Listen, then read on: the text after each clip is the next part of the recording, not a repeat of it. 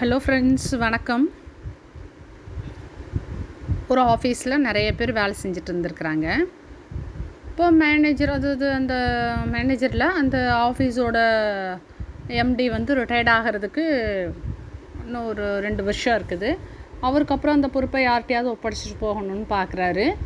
So அவர் என்ன பண்ணுறாருன்னா, அங்கே இருக்க ஆஃபீஸ் ஸ்டாஃப்ஸ் எல்லாரையும் கூப்பிட்டு, நான் ஒரு 2 வருஷத்தில் ரிட்டையர்ட் ஆக போகிறேன், என்னோடய போஸ்டிங்கை உங்களில் யார் கொடுக்கறதுன்னு சொல்லிட்டு தெரியல. நீங்கள் எல்லாருமே ரொம்ப டெடிக்கேஷனாக ஒர்க் பண்ணுறீங்க, இருந்தாலும் இந்த போஸ்டிங்கை நான் யாரோ ஒருத்தருக்கு தான் கொடுக்க முடியும். ஸோ உங்கள் எல்லாருக்கும் சேர்ந்து ஒரு டெஸ்ட்டு வைக்கிறேன், அதில் யார் பாஸ் ஆகிறீங்களோ அவங்களுக்கு தான் இந்த போஸ்ட் கொடுக்குறேன் அப்படின்னு சொல்கிறாரு. எல்லாம் ஒரே ஆவலோட என்ன அப்படின்னு சொல்லிட்டு பார்த்துட்ருக்காங்க. அப்போ அவர் என்ன பண்ணுறாருன்னா, ஆளுக்கு ஒரு விதையை கொடுக்குறாரு. இந்த விதை உங்களுக்கு 1 வருஷம் டைமு, யார் இந்த விதையை நல்லா கவனித்து நல்லா வளர்த்தி பெருசாக கொண்டு வர்றாங்களோ அவங்களுக்கு தான் இந்த போஸ்டிங்கை நான் கொடுப்பேன். ஏன்னா கம்பெனியும் ஒரு விதையும் ஒரே மாதிரி தான், ரெண்டையுமே கண்ணுங்கிறதும் பார்த்தா தான் நல்லா வளரும். ஸோ யார் அப்படி பண்ணுறீங்களோ அவங்களுக்கு தான் இந்த எம்டி போஸ்டிங் அப்படின்னு சொல்லிட்டு எல்லாத்துக்கும் விதையை கொடுத்து அனுப்பிடுறாரு. நல்லா அவங்கவுங்க விதையை எடுத்துகிட்டு போயிடுறாங்க. அந்த ஆஃபீஸ்லேயே ரொம்ப லோ லெவலில் ஒர்க் பண்ணக்கூடிய ஒரு ஆளுக்கும் விதை கிடைக்கிது. அவரும் கொண்டு போடுறாரு, தண்ணி ஊற்றுறாரு.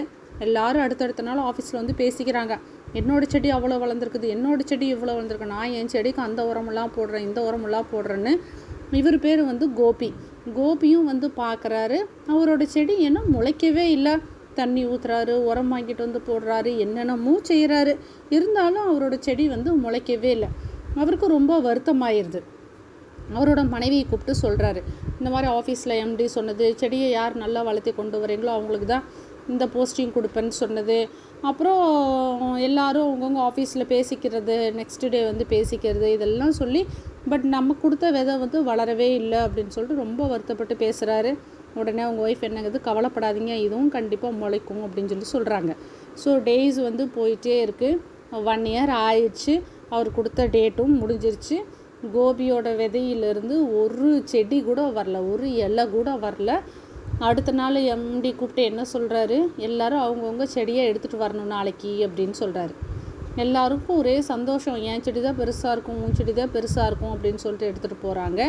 கோபி அடுத்த நாள் எடுத்துகிட்டு போக மாட்டேங்கிறாரு.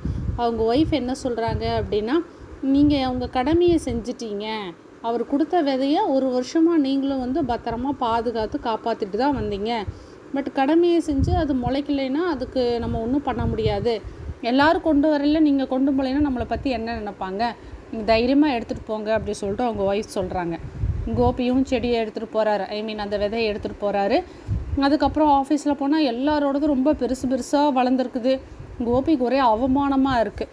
எல்லோரும் கையில் வச்சுட்டு நின்றுட்டுருக்காங்க. எம்டி பார்க்குறாரு, லைனாக பார்க்குறாரு. எல்லாரோட செடியும் நல்லா அழகாக பெருசாக நல்லா வளர்ந்துருக்குது. கோபியோடதில் மட்டும் பார்த்தீங்க அப்படின்னா ஒன்றுமே இல்லை, வெறும் தொட்டி மட்டும்தான் இருக்குது. ரொம்ப அவமானத்தில் கூனி குறுகி போயிடுறாரு. உடனே எம்டி எல்லாத்தையும் கூப்பிட்டு என்ன சொல்கிறாருன்னா, என்னோடய வார்த்தையை மதித்து நீங்கள்லாம் செடியை நல்லாவே வளர்த்திருக்கிறீங்க, ரொம்ப சந்தோஷம். இப்போ நான் மேனேஜர் எம்டி யாருன்னு சொல்லிவிட்டு அனௌன்ஸ் பண்ணுறேன் இப்படி சொல்கிறாரு. எல்லாம் ஆவலாக எதிர்பார்த்துட்ருக்காங்க, யாரை சொல்லுவாருன்னு சொல்லி எதிர்பார்த்துட்ருக்காங்க. கடைசியில் அந்த கோபி தான் கூப்பிட்டு சொல்கிறாரு, இவர் தான் நம்மளோட அடுத்த எம்டி அப்படிங்கிறாரு. எல்லாத்துக்கும் ஒரே ஷாக்கு, என்னங்க இது, அவனோட செடி வளரவே இல்லை, அவனை போய் அடுத்த எம்டிங்கிறீங்க, நாங்களாம் இவ்வளோ நல்லா வளர்த்தி எடுத்துகிட்டு வந்திருக்கிறோம் அப்படின்னு சொல்லி எல்லாம் கேட்குறாங்க. அதுக்கு எம்டி என்ன சொன்னார்னா, ஆமாம், நீங்கள்லாம் நல்ல நல்ல செடியை வளர்த்தி எடுத்துகிட்டு வந்திருக்கீங்க, நிறைய தண்ணி ஊற்றிருக்கீங்க, நல்லா உரம் போட்டிருக்கீங்க, நல்லா அந்த செடிகளாக வளர்ந்துருக்குது. ஆனால் நீங்கள் வளர்த்திட்டு வந்த செடிகள் நான் கொடுத்த விதையிலேருந்து வரல. ஏன்னா நான் உங்களுக்கு கொடுத்த விதை அவிச்ச விதை தான் கொடுத்தேன். தட் மீன்ஸ் வேக வச்ச விதை தான் கொடுத்தேன். வேக வச்ச விதையிலேருந்து எங்காவது செடி வளருமா? நீங்கள் எம்டி ஆகணும் அப்படிங்கிற ஆசையில் கொஞ்ச நாள் வெயிட் பண்ணி பார்த்துட்டு அப்புறம் வேறு விதையை எடுத்து போட்டு செடி வளர்த்தி கொண்டு வந்திருக்கீங்க.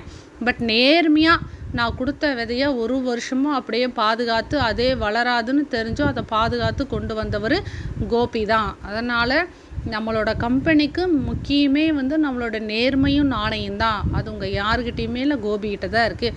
அதனால் அவர் தான் அடுத்த எம்டி அப்படி சொல்கிறாரு. எல்லோரும் வெக்கத்தில் தலை குடிஞ்சு போயிடுறாங்க. அப்போ கோபிக்கு அவரோட கடமை அவரை காப்பாற்றுச்சு, எல்லாத்துக்கு மேலே அவரோட நேர்மை அவரை காப்பாற்றுச்சு. ஸோ வியூவர்ஸ், நம்மளும் நேர்மையாக இருக்கணும். எந்த ஒரு செயல் செஞ்சாலும் நம்ம அந்த செயலில் நேர்மையாக இருக்கணும். அதில் எத்தனை பிரச்சனைகள் வந்தாலும், எத்தனை அவமானங்கள் வந்தாலும் நம்ம நேர்மையாக இருக்கணும்.